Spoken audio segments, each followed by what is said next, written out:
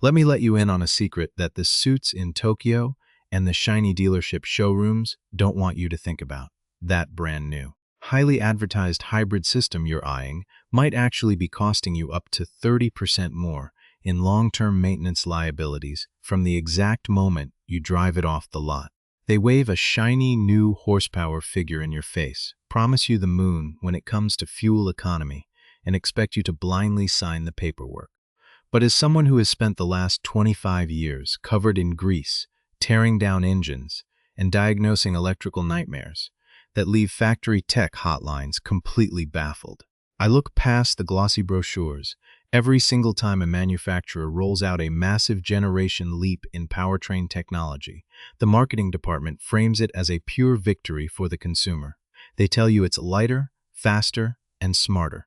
What they don't tell you is that a tighter, more compact system means higher thermal density, more complex electronic handshakes, and less room for error when things inevitably age. We are standing on the edge of a massive shift in the hybrid world, with a brand new sixth-generation powertrain quietly making its debut in high-end luxury sedans before it inevitably trickles down to contaminate or elevate the entire everyday commuter lineup. Is it actually better, or is it just a clever way for the factory to cut manufacturing costs while leaving you to deal with the out-of-warranty fallout? Just last month, I had a guy roll into my shop towing a late-model hybrid sedan. The car had less than 70,000 miles on the clock, but the internal combustion engine sounded like a coffee can full of marbles every time it tried to kick on under load. The owner was completely blindsided. He told me, "Look, I bought this thing because the window sticker promised maximum efficiency and bulletproof reliability." He followed the dealership's recommended 10,000-mile oil change intervals religiously. But when I pulled the valve cover off, the top end was baked. Why? Because these ultra-efficient modern systems are designed to cycle the gas engine on and off repeatedly under extreme thermal stress, and the factory cooling strategy was prioritized for emissions compliance, not component longevity. The fix wasn't a multi-thousand-dollar engine swap. It was a simple re-engineering of his maintenance habits and a software reflash that the dealer network refused to perform because it wasn't dictated by a corporate recall. That is the gap between the official corporate narrative and the cold, hard reality of the shop floor. The suits want you to believe that the system operates in perfect harmony forever. Here is what they won't admit. Every time they squeeze more performance out of a smaller footprint, they are pushing the physical limits of the metallurgy and the electronics. They design these vehicles to survive the lease term and the initial warranty period. After that, you are entirely on your own. To understand what we are truly dealing with moving forward, you have to understand how a modern hybrid powertrain actually manages its energy. Think of the hybrid battery pack not as some magical infinite power source, but simply as a bucket. The electronic control unit, or the brain of the car, is constantly trying to keep that bucket at a specific level.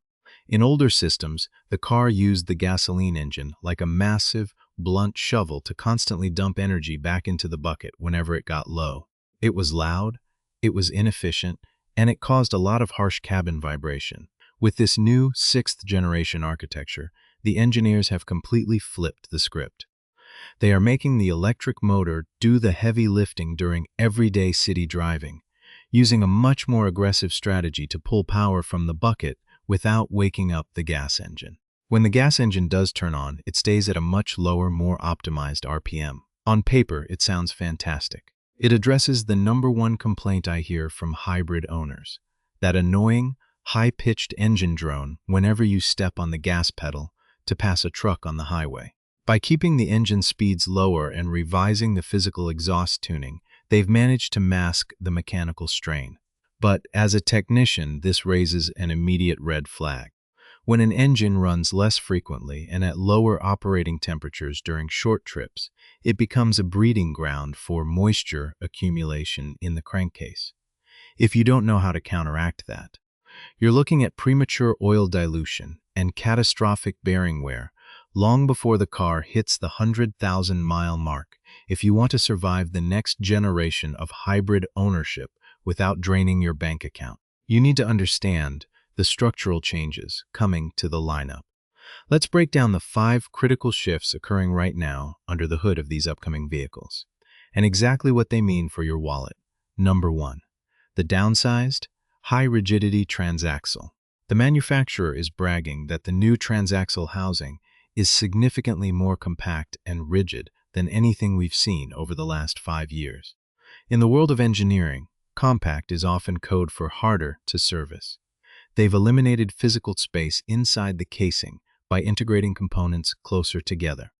While this reduces the overall weight of the vehicle and helps squeeze out that extra mile per gallon, it means that if a single PUSA internal bearing or electric motor winding suffers an isolation fault, you cannot simply replace a subcomponent. The dealership answer will be a blanket replacement of the entire transaxle assembly, turning a $300 mechanical repair into a $6,000 component swap. Number 2. Simplified, integrated cooling loops. In previous iterations of these hybrid setups, the cooling system for the high-voltage inverter and the mechanical engine were completely separate ecosystems, each with their own dedicated reservoirs, pumps, and radiator cores. It was a redundant, bulletproof design. If one system developed a slow leak, the other kept running. Now, to save weight and production costs, they are simplifying and consolidating these loops. They are using advanced proportional switching valves to route coolant where it's needed most based on real-time sensor data. If one of those electronic valves sticks open or closed, you risk a localized thermal spike that can fry the inverter electronics in a fraction of a second. Number 3. Aggressive power delivery mapping. The power output on these new 2.5-liter hybrid setups has jumped from a modest 215 horsepower all the way up to a staggering 244 horsepower. That is a massive performance leap for a naturally aspirated 4-cylinder hybrid system. They didn't achieve this by making the engine bigger. They achieved it by completely rewriting the software code to allow the electric motors to dump massive amounts of current instantly under hard acceleration. This puts an immense mechanical strain on the planetary gear sets and forces the battery pack to discharge and charge at much higher rates. It creates beautiful acceleration metrics for automotive journalists, but it accelerates the chemical degradation of the battery cells. Number 4. Enhanced cabin acoustic masking. The marketing materials heavily emphasize that they have added massive amounts of physical sound insulation and retuned the exhaust notes to keep the cabin dead silent. As a driver, you will love the refinement. As an investigator, I know this is a double-edged sword. When a manufacturer deliberately silences the mechanical feedback of a vehicle, they are also silencing the early warning signs of mechanical failure. A loose accessory belt, a failing water pump bearing, or a subtle exhaust manifold leak that you used to hear instantly will now be completely masked by sound deadening until the component completely fails and leaves you stranded on the side of the interstate. Number 5. The accelerated trickle-down strategy. This new 6th-generation hardware isn't going to stay confined to luxury sedans for long. The corporate playbook dictates that once a powertrain is validated in a premium model, it immediately gets deployed across the high-volume consumer fleet. We are going to see this system dropped into the flagship family sedans, the mid-size crossovers, and the premium lifestyle wagons over the next 18 to 24 months. If you are planning on buying a new hybrid commuter vehicle in 2027 or beyond, you are looking at the exact architecture you will be forced to live with. Take a look at the real-world efficiency figures they are claiming for this new platform. A massive luxury sedan pushing nearly 250 horsepower is now rated at 46 miles per gallon combined. That is an engineering paradox. Normally, when you increase power and structural mass, your efficiency curve drops off a cliff. The fact that they have maintained and even increased. Efficiency tells us that the software parameters are tuned to the absolute razor's edge. The vehicle is constantly calculating, down to the millisecond, how to minimize fuel consumption. But what happens when the real world throws a wrench into those perfect calculations? What happens when you encounter sub-zero winter temperatures, poor fuel quality from a neglected gas station pump, or a slightly restricted engine air filter? When a system is tuned that tightly to meet stringent government regulations, It has very little tolerance for real-world neglect. A minor sensor drift that wouldn't even trigger a check engine light on an older vehicle can cause this new platform to drop its efficiency by up to 15% instantly. As the computer scrambles to protect the hardware from damage, this brings us to the ultimate question that every single car enthusiast and smart buyer needs to ask right now. Which specific models are going to get hit with this new technology first? And which ones should you absolutely avoid until the real-world data starts rolling in from the field? The answer lies directly in how the manufacturer plans to phase out their existing fifth-generation inventory across their global production plants. And the strategy they are using for their most popular sport utility vehicles might catch you completely off guard. Here's the fix most dealers won't mention. If you want to protect one of these tightly wound, highly integrated next-generation hybrid systems from cooking itself from the inside out, you cannot follow the factory-printed maintenance passport. You have to take control of the vehicle's thermal cycle and fluid integrity yourself. The corporate system tells you to change the engine oil every 10,000 miles and calls the high-voltage transaxle fluid a lifetime fill that never needs to be touched. Out here on the shop floor, we know lifetime just means the length of the factory warranty. If you let fluid sit in a high-torque, dual-motor electric transaxle for 100,000 miles, the localized heat spikes will break down its electrical insulation properties, turning that fluid into an active conductor that can short out your motor windings. Preventing a multi-thousand-dollar component meltdown comes down to executing 3 critical preventative adjustments right in your own garage or through a trusted independent shop. These aren't wild aftermarket modifications that will void your warranty. They are professional-grade maintenance corrections that fix the built-in flaws of the manufacturer's corporate efficiency strategy. The first step in this defensive strategy addresses the internal combustion engine's severe thermal cycling. Because the 6th-generation software forces the gas engine to shut off repeatedly during low-speed driving, the engine rarely stays at its optimal operating temperature long enough to burn off internal condensation. This moisture mixes with raw fuel that leaks past the piston rings during cold starts, causing severe oil dilution.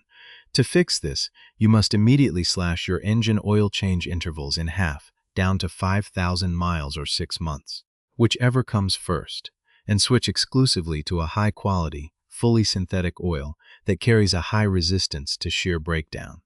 You don't need any specialized factory tools for this. A standard 14mm wrench, an oil filter wrench, a drain pan, and a fresh crush washer are all it takes. It's a 30-minute job that costs less than $40 in materials, but it ensures that the physical bearings inside your engine are actually being lubricated by clean oil, not a watery mixture of fuel and condensation. The second, and arguably most important, part of the fix is addressing that light-fine transaxle fluid lie. To protect the downsized planetary gear sets and the high-output electric motor generators inside the 6th-gen housing, you need to dump the factory break-in fluid early. I recommend a complete transaxle fluid drain and fill at the 24,000-mile mark, and then every 30,000 miles after that. Performing this flush is surprisingly straightforward because the manufacturer still includes physical fill and drain plugs on the casing. You will need a 10mm hex bit socket, a ratchet, a fluid transfer hand pump, and a few quarts of the exact proprietary low-viscosity hybrid fluid specified by the factory. First, always remove the upper fill plug before you touch the lower drain plug. If you drain the fluid first and then find out the fill plug is seized, your car is completely stranded. Once the fill plug is loose, crack open the bottom drain plug and let the old fluid empty into a clean pan. Don't be shocked if the fluid looking back at you at 24,000 miles looks pitch black and smells burnt. That is the result of the intense heat generated by those new 244 horsepower electric motor demands. Clean the magnetic drain plug, which will likely be covered in a fine gray paste of wear metals from the factory break-in process. Reinstall it with a new gasket, and use your hand pump to fill the transaxle until fluid slowly starts to weep back out of the fill hole. This entire procedure takes about 45 minutes, costs roughly $50 to $60 in fluid, and completely eliminates the risk of an internal isolation fault. The third component of the fix involves the high-voltage battery cooling system. Since the 6th Gen system pulls current much more aggressively from the battery pack to keep the cabin quiet, the battery cells generate significantly more heat. These batteries are cooled by cabin air pulled through a dedicated intake vent, usually located under or next to the rear passenger seat. The manufacturer installs a small mesh filter inside this vent to catch dust and pet hair. If that filter gets clogged, the battery's internal temperature skyrockets, forcing the computer to degrade cell efficiency to prevent a thermal runaway. You need to make it a habit to check and clean this filter every single time you change your oil. It requires zero tools. You simply pop the plastic trim cover off the intake vent, slide the mesh filter out, vacuum off the debris, and snap it back into place. It takes exactly 2 minutes and costs absolutely nothing, but it keeps the battery pack running within its optimal thermal zone, extending its operational lifespan by years. Let me give you a real-world example of how this proactive approach pays off. A few months ago, a regular client of mine brought in his mid-size hybrid crossover. He uses the vehicle for a daily regional delivery route, racking up miles twice as fast as the average driver. He had seen the horror stories online about premature transmission failures on similar models and asked me how to avoid them. We put the car on a strict 25,000-mile transaxle fluid service schedule and dropped his oil changes down to 5,000-mile intervals. When he hit the 150,000-mile mark, we pulled a sample of his transaxle fluid and sent it out to an independent laboratory for chemical analysis. The lab results came back pristine. The wear metal metrics were lower than what you'd see on a completely stock vehicle with only 30,000 miles that had been serviced by the dealership book. The insulation resistance of the internal motor windings was perfect, and the engine's compression numbers were identical to factory new specifications. Because he spent less than $100 a year on extra maintenance fluids, he completely bypassed a catastrophic $6,000 mechanical failure. However, you have to be incredibly careful because there is a massive wave of misinformation out there regarding how to service these advanced platforms, and making a single mistake can instantly ruin your powertrain. The biggest misconception I see circulating in online forums and backyard garages is the belief that you can use standard, off-the-shelf transmission fluids or universal engine oils just because they are cheaper or claim to be compatible. Let me be completely direct. You cannot use universal fluids in a modern high-voltage hybrid transaxle. Standard transmission fluids often contain extreme pressure additives like sulfur or phosphorus. While those chemicals are great for traditional gears, they are highly corrosive to the copper windings used inside electric motors. If you pump a generic fluid into a hybrid transaxle, the chemical additives will slowly eat away at the protective varnish on the copper wires.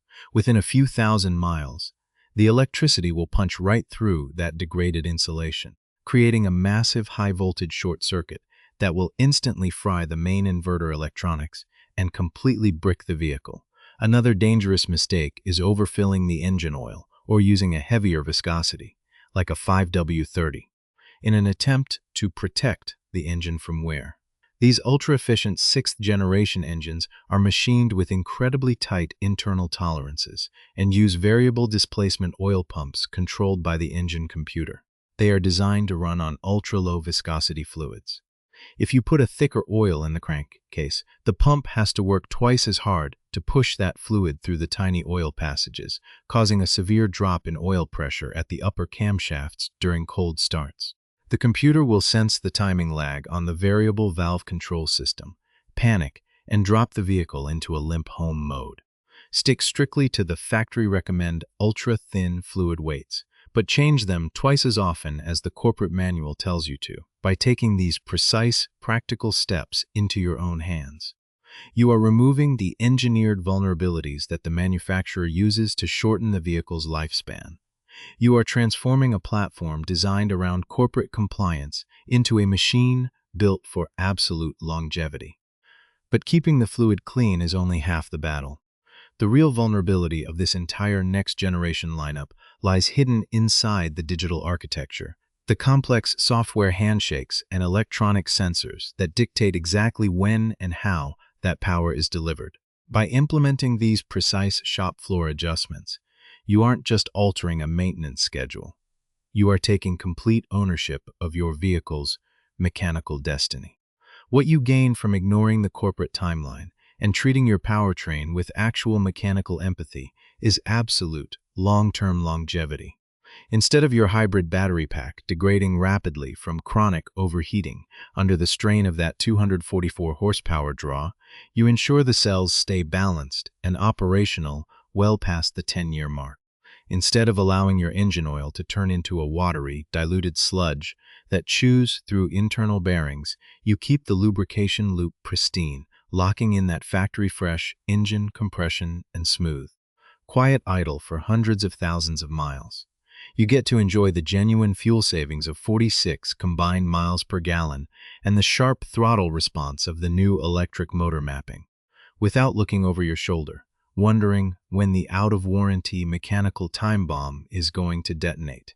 Car and driver, but to maximize the compounding benefits of these defensive maintenance fixes, you need to develop a few complementary driving and inspection habits. First, make it an absolute rule to check your fluid levels manually every single month. Don't rely on the electronic oil pressure sensor on the dashboard to tell you when something is wrong. By the time that light illuminates, the damage to the upper valve train is already done. Pull the physical engine oil dipstick yourself. Look at the color, sniff the oil on the towel, and feel its texture between your fingers. If you notice a distinct scent of unburned raw gasoline or see that the oil level on the stick has mysteriously risen above the full mark, that is your early warning sign of heavy oil dilution from short-trip driving. It means the gas engine hasn't been getting hot enough to purge the fuel vapor from the crankcase, and it's time to dump that oil early, regardless of what the odometer reads. Second, you need to understand how to properly utilize the vehicle's selectable driving modes to protect the internal components during specific driving scenarios. The vehicle's computer is equipped with a dedicated Eco mode and a Sport mode. In normal city traffic, Eco mode optimizes the electronic handshakes to favor electric propulsion, which aligns perfectly with our cooling and efficiency goals. However, if you live in a region with extreme seasonal changes, you need to adjust your strategy. During the dead of winter, when temperatures drop well below freezing, running the vehicle exclusively in Eco mode can actually worsen oil dilution because the computer tries so hard to keep the gas engine off that the block never reaches proper operating temperature. In those freezing conditions, forcing the car into normal or Sport mode for the first 15 minutes of your morning commute intentionally keeps the internal combustion engine running consistently, allowing the coolant and oil to reach their full thermal thresholds, melting away internal condensation before it can contaminate your oil pan. Now, we have to talk about the inherent trade-offs of this new architecture, because you can't push a system to the razor's edge without shifting the load somewhere else. If you choose to constantly drive these upcoming 6th-generation models in Sport mode to enjoy that massive horsepower jump, you will face a definitive, measurable drop in real-world fuel economy. Sport mode alters the throttle mapping and forces the high-voltage battery to aggressively dump current into the electric motor generators to maximize acceleration response. It also commands the engine to run at higher RPMs to keep the electrical bucket filled.